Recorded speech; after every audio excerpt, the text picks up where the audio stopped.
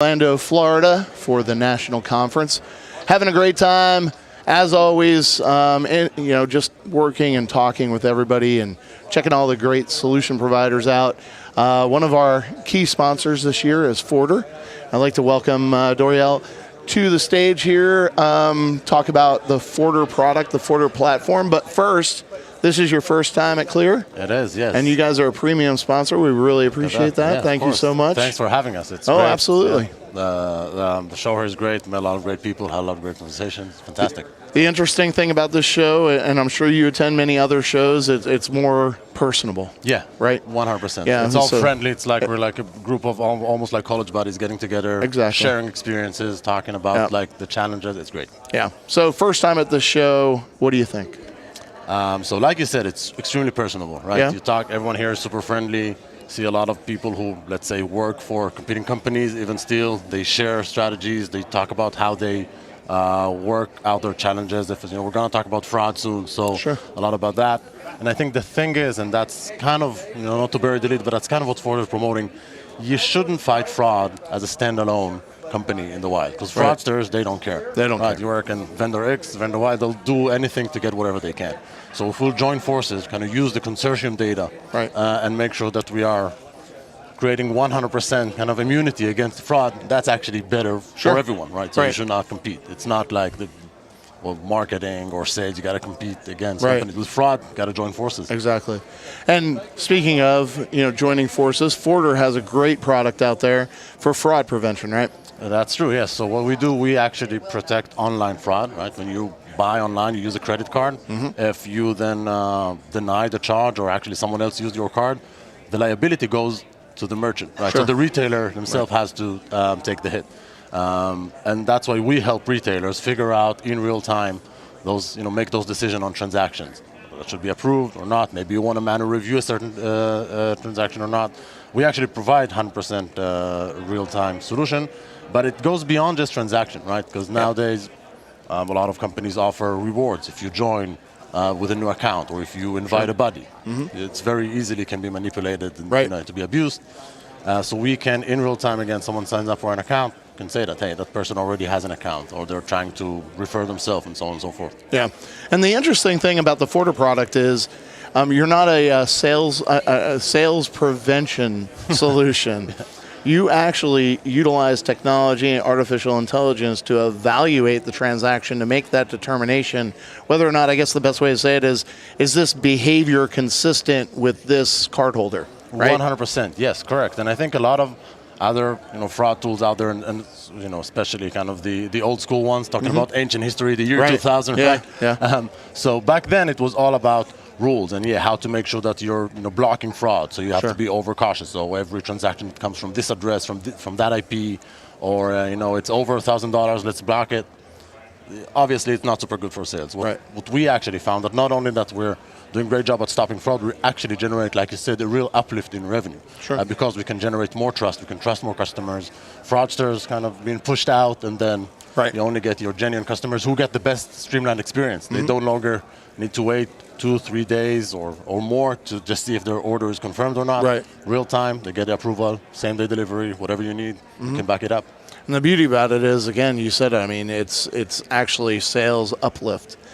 So that way, if that behavior is not unusual for that cardholder, those sales are being processed, which is really good for the retail sector. And obviously, I think one of the bigger aspects of it is with your solution, it kind of eliminates all that extra legwork for whoever does the investigations or whoever does the processing of those transactions at that company. It removes that headache. That's true, and I think the way I like to look at it, so we're not here to replace anyone, 100%, right? Yeah. But I want to make sure that any investigator, and we have a lot here in the coalition, a lot of people who are investigators, and their work is so tactic, transaction by transaction, they got to figure out. A lot of OSINT work, you got to look at the social media of the user, if it's them or not. That's good, that's important work. A computer can do that. What I think the investigators should focus on is trends, high level, be more focused on customer success rather than figuring out whether the transaction is real or not, and make sure they can look at the strategic level and not the tactic level, and figure out the things that are good for the business and not only for that same day for that same transaction. Strategic solution, that's what I like. It's definitely a strategic solution. Speaking of strategy, you are actually going to be presenting this year at Clear at one of the breakout sessions. Let's talk about what you guys are going to be running through. So Ben, president of Clear, was generous enough to have a joint session with me. We're going to have a chat. We're going to talk about exactly all those things and more, because online retail, in the past 20 years or so, focused on selling.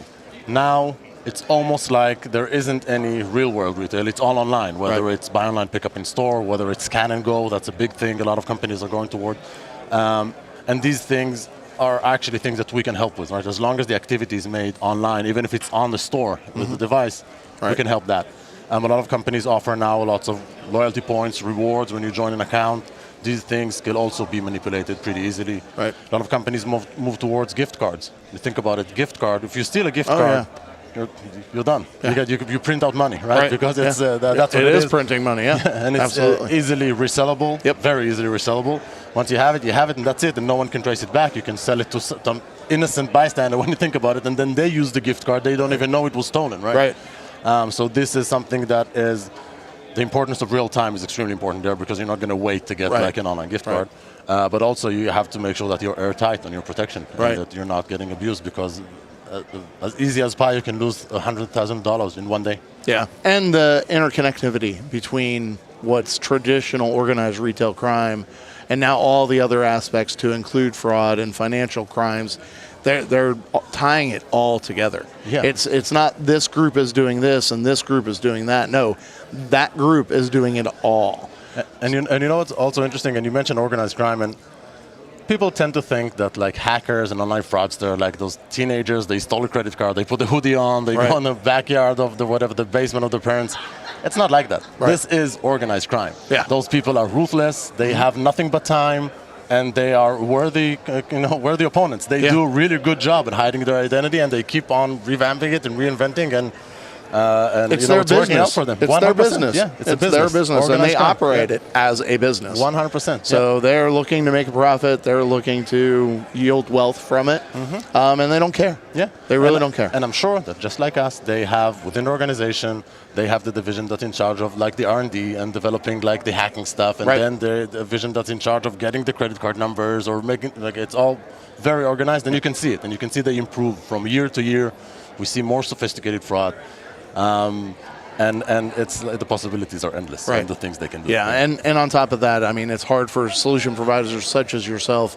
The interactions that you get from the Clear conference, and hearing, sitting in sessions and hearing during, the breakouts where they come into the vendor hall, and actually working with them and talking with them.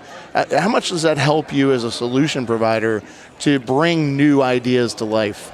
So that's actually a great question. We always in Fodor try to be extremely innovative and really figure out what the next steps are to not hit a wall. Right. And what we've learned, and that came from partners we work with for many years. So even the account-based solutions that I mentioned, that came 5-6 years ago from necessity. Merchant told us, hey, I'm putting up this. I have a marketplace. People are going to buy and sell from each other. I want to make sure that they're not colliding in in way. And we said, hey, listen. Our solution is based on identity linking. We can say when someone is actually someone else. Right. We can absolutely utilize that. That's not a behavior that's traditional of that person. I wouldn't do that sale. Exactly. Yeah. So we then could have developed other solutions. Also, something that's I wouldn't say new, but it is kind of bubbling up. Is a lot of like policy enforcement, right? So you have a store.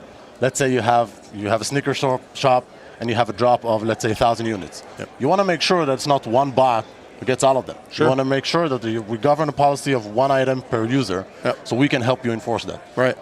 Or people tend to abuse return policies, or turn to falsely claim that they did not get the item, right? Item not received claims. Sure. So we can figure out who those people are and make sure that, you don't even have to stop the sale, and that's the beauty of it. Yeah.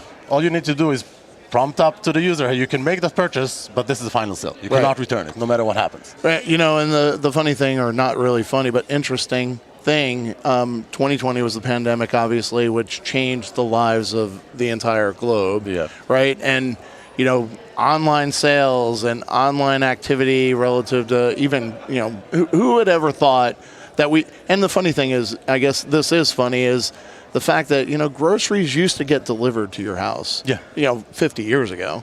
So none of this is really new. It's just bringing back the old ideas in a different way. But 2020 really drove that online component. How much did that change your world?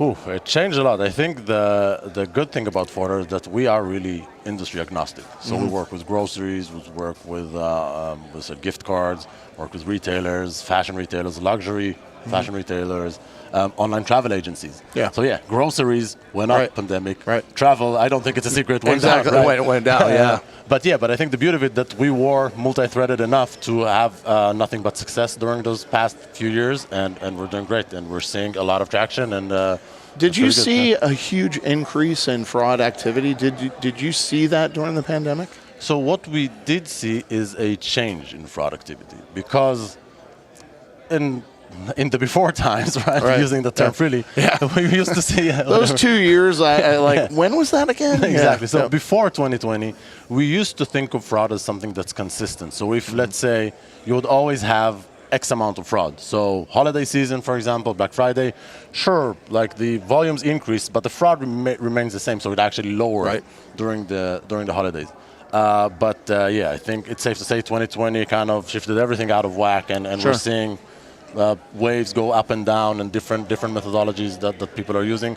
And then we are seeing fraudsters, and that's kind of what I was noting earlier about them being more sophisticated. So you'd occasionally see fraudsters who work hard on kind of figuring out the policy of let's say a grocery store. So you can buy 2 packs of chewing gum, and sure, that transaction is approved, and then you can edit the transaction and add 5 more iPads, right? And that's fraud, 100%. Oh yeah. Or people who are combining, so they buy online, but then they return in store.